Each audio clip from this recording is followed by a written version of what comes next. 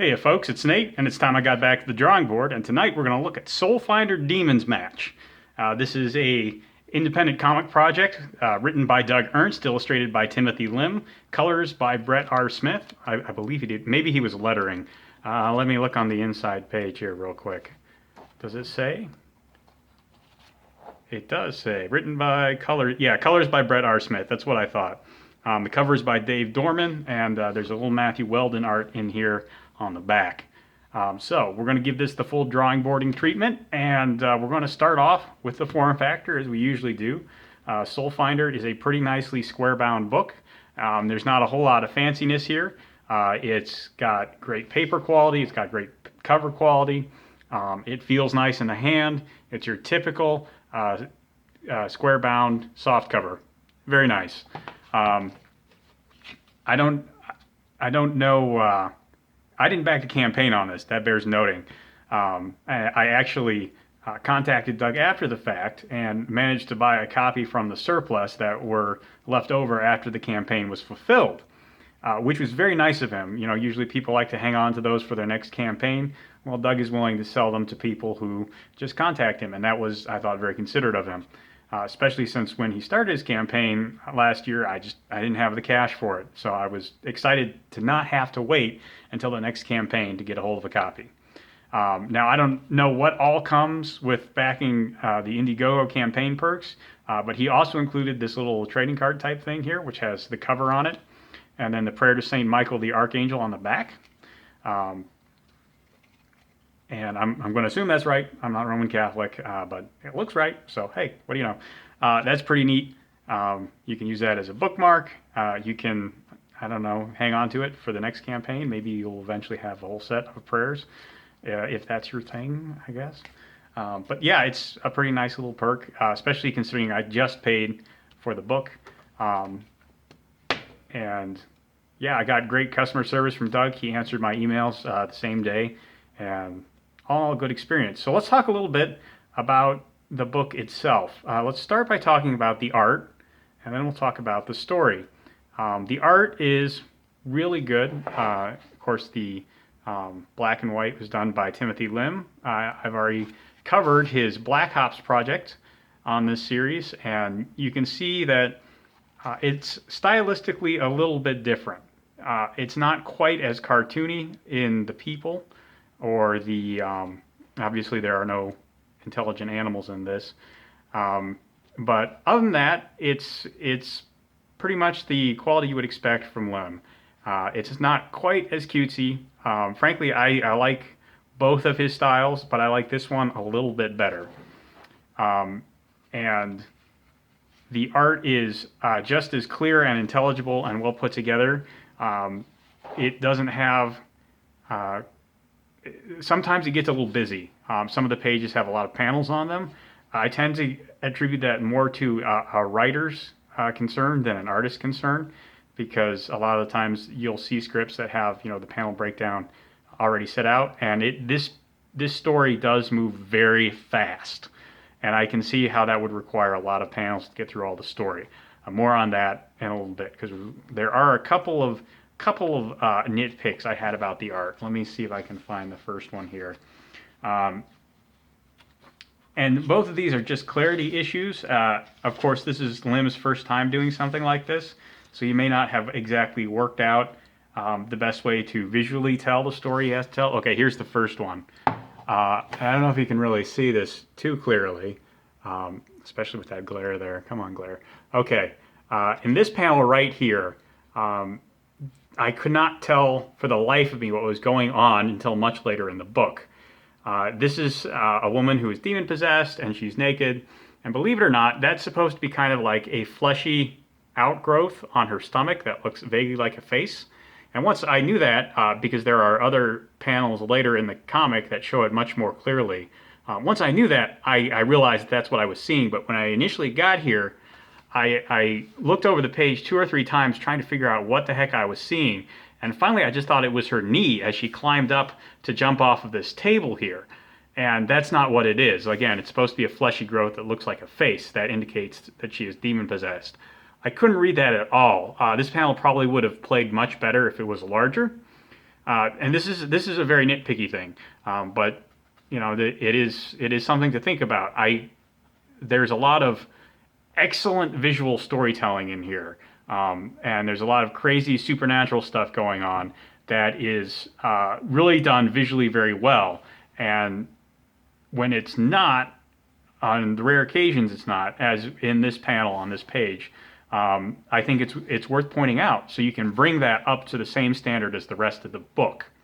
The other art gripe is there are a lot of quote unquote dream sequences or visions given by these demons as they attempt to possess people, and the transition can be very jarring. Here on the next page in the story, we have one of these. One of these matches, the demons matches that are in the title of the book, is lit, and we see Father Renard collapse onto the table there, and then we smash cut to this page, and we see, where's Patrick? We have to leave. I had no idea what happened here. This is a vision given to Father Renard as the match is lit, but there's no visual indication of this. There's no written indication of this. I had no idea what was going on. I thought we had jumped to another part of the story, and we were with the families of one of the people whose deaths Father Renard was investigating. There's no changes in the comic gutters here. There's no change in the panel border. There's nothing to indicate that we are seeing a possession here, or a vision, if you will. The soonest you get it is on the next page, where we do actually have kind of this splattered border, and we see some of the crazier supernatural stuff starting to happen. And I understand why that choice may have been made. It may have been made because part of the power that these supernatural entities, these demons, have over people is these visions and hallucinations that make them think things that are not so. That's part of how they tempt and seduce people. And the harder they are to tell from reality, the more advantageous it is for the demons who are doing this. That said, as the reader, I really needed a cue here that something had changed. I needed something. It was just so jarring, and this happens in several other places. There are sudden jumps to these visions. Sometimes they are preceded by a match being lit, and that's okay. That is actually a signal.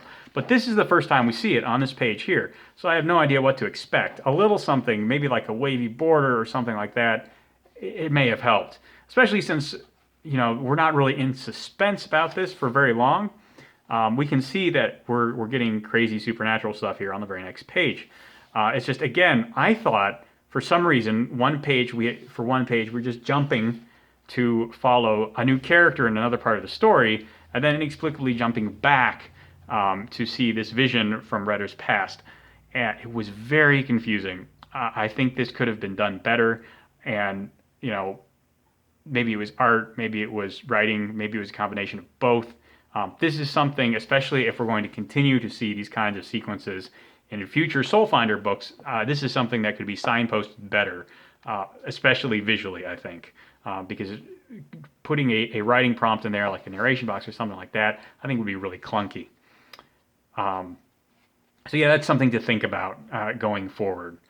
Again, these are small things. Oh, and I should especially note that I don't think Doug should stop writing these kind of sequences. They are very powerful and very effective. They move the story forward in very good ways. It's just we could use a clearer indication of when they start, a better transition to these, if you will. So I don't want to see them go away. I think that would detract from a lot of the impact that the story has. Let's talk a little bit about the story in particular. In the back here, we have a little bit of art, and for the sake of easy reference, I'm just going to use these character concept pages that Tim Lim did to talk a little bit about the characters and the story. So our protagonist is Father Renard, and you can see a bunch of his early iterations here, and this is the man himself. Father Renard is an interesting person. He is son of a police officer. He is, of course, a priest. He is the exorcist in his parish, and he apparently, and there's some stuff in the story I don't know how if it's true or not, but apparently, at least in the Soulfinder world, and maybe in the real world, every parish or at least every diocese has an exorcist. I don't know if that's true, but that's the premise. And Renard is the exorcist in his parish or diocese, whichever it is. Um, I, they talk about it a little bit. I didn't really, like I said, I'm not Catholic, and a lot of the administrative trivia just kind of went right by me. But hey, it is what it is. Reginald Crane is his superior as an exorcist. He is the, I forget if he's the head or just a ranking member of the Soulfinder order. They are a group of priests who set out to find the souls within demon-possessed people. That's a very interesting concept. I didn't know the Roman Catholics thought of it that way. Doug is a Roman Catholic, and he's also, a pretty good journalist, so I'm sure he did his research on this. And if soul finders don't exist, which some of the backstory kind of implies they don't, at least anymore, I would assume that he at least did base them on something historically. The final main character is Officer Chua, and this gentleman here, a very distinguished looking fellow, is kind of the normie out of the three main characters. He's just a beat cop, and he does his job, and he relies on Renard whenever anything that smacks of demon possession, like 100-pound men throwing 250-pound officers, creeps in. So those are the main characters. The story is pretty straightforward. Someone has gotten a hold of a cult book that lets them summon a particular demon who specializes in these kinds of temptations and possessions, and Renard sets out to exorcise him from the people who are possessed. It's a pretty good, it's a very good introductory story arc. It moves very fast, as I said already. I mean, I think this is a 48-page book. Come to me, last page. Hopefully there are page numbers here. There are not page numbers. Okay, I believe it was 48 pages. And they pack a lot of story in here. This could have been twice as long. This could have been a 96-page book, or at least 80 pages, I think. I don't know if it would have benefited from that or not, but it's a pretty simple story.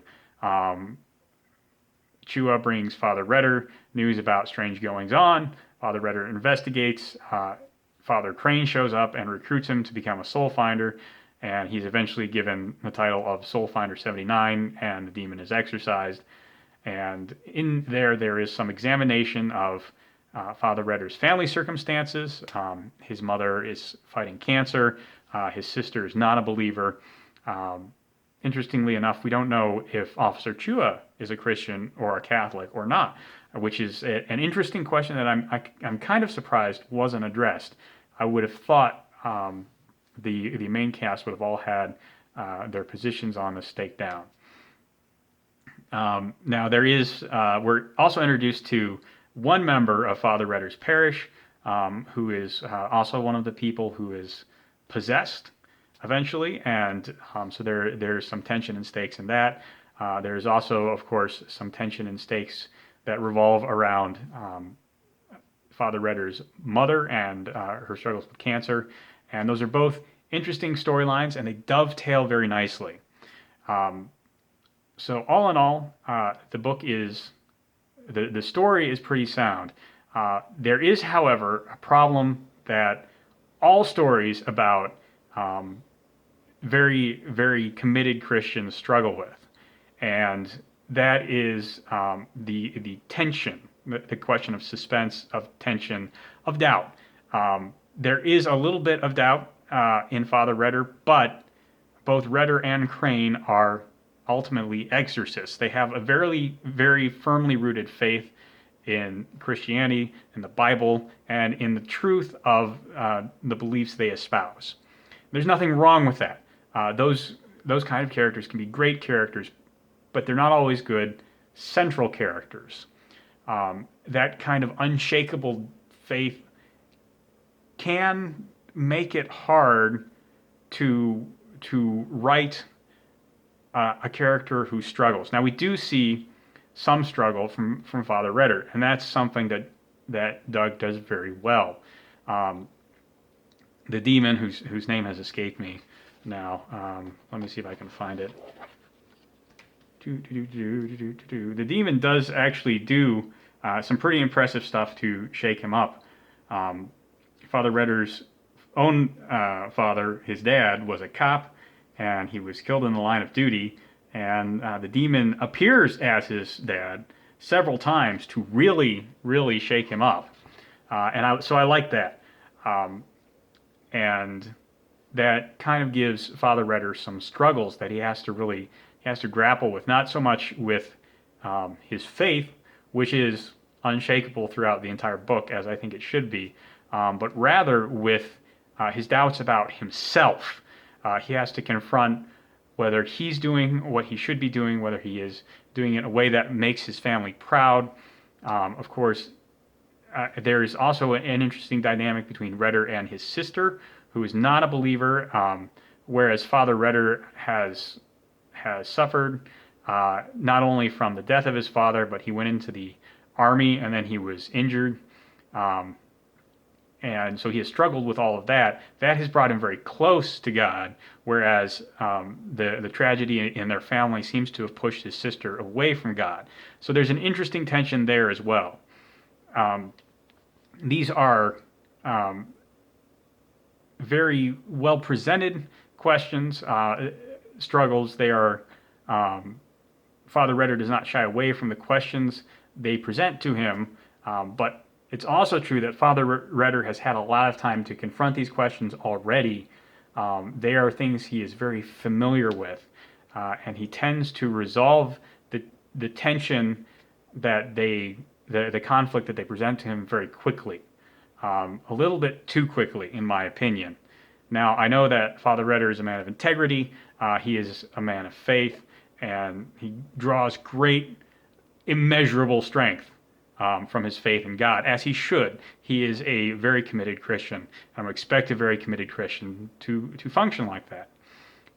But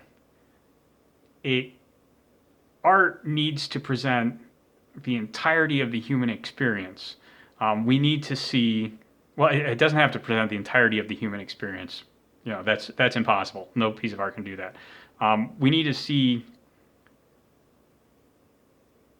someone in the book needs to present the doubts to us in a human fashion. It's great to have the demon pop up and be that whispering voice in the ear to tempt Father Redder, to really put the pressure on him, and you should have that too, no doubt.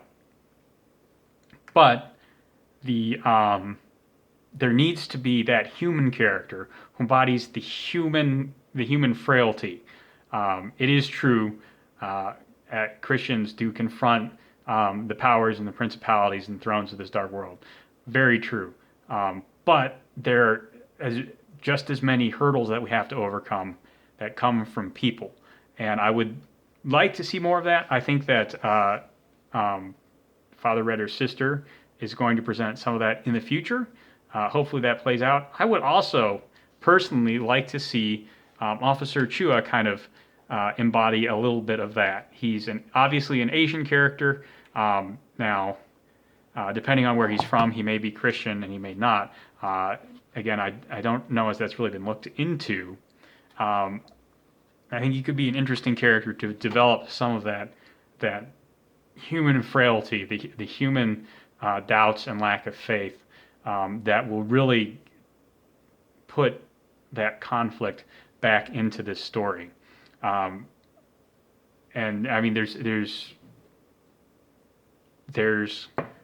a lot of room to explore, the purely human side of doubt, temptation, and evil. And of course, Soulfinder is clearly built around the question of exorcisms, but all too often, even when confronted with supernatural evil, it's human frailty that is what lets it in the door. And we need somebody in the main cast who can speak to that human frailty to really, really sell the story. And this is all kind of heady and super spiritual, I guess, and maybe some people in the audience don't care for that. Um, the point is, when you tell any story about a person of very strong convictions, that's fine, but you need someone around them to give voice to all the opposing viewpoints, and it needs to be someone who has a very human and relatable place to speak to those two, in order to show, the full breadth of that conflict. And right now, in this story, the closest we get to that is Father Redder's sister, and she's really not in the story enough to bring out that conflict to its fullest. So I would like to see that explored more in the future. All that said, Father Redder is a very interesting character. He has a fascinating history. He's ex-military. He's the son of a cop, and he's a priest. He's a very dedicated priest, and there are all those facets to who he is that are very interesting, very deep. They have a bunch of different interplays. Sometimes he comes off almost like a swashbuckling hero in a cleric's collar, and sometimes he seems almost like a cerebral philosopher, as he talks to his mother, who's struggling with doubts at the end of her life. It's very good character writing. Again, the demon itself, nothing super deep in there right now. It has a certain charisma to it. It's very clear to see how it gets into people's heads and exploits their weaknesses. So I really like that. But it just sort of pops up and disappears over the course of the story. And the interesting thing about exorcism stories is that's what the demon kind of has to do, but it leaves a lot of question marks about the demon itself. Now, Father Redder has a book that is all about, written by one of his demon's cults, and maybe we will learn more about the demon through that book. Maybe we won't. One of the dangers of these kinds of writings is that you will be sucked in by the offerings and temptations of this forbidden knowledge. And of course, it is the position of the Bible that you don't need to really concern yourself over much with that, because you already have the best things you can get in the Bible. So it'll be interesting to see how much Redder goes back to that, whether that has an effect on him, whether it has an effect on anyone else who might also look at the book. Lots of interesting questions there that I would be fascinated to see explored in more detail in future stories. So yeah, it's a really good book. Would I recommend it to people? Well, for starters, the price point is very reasonable.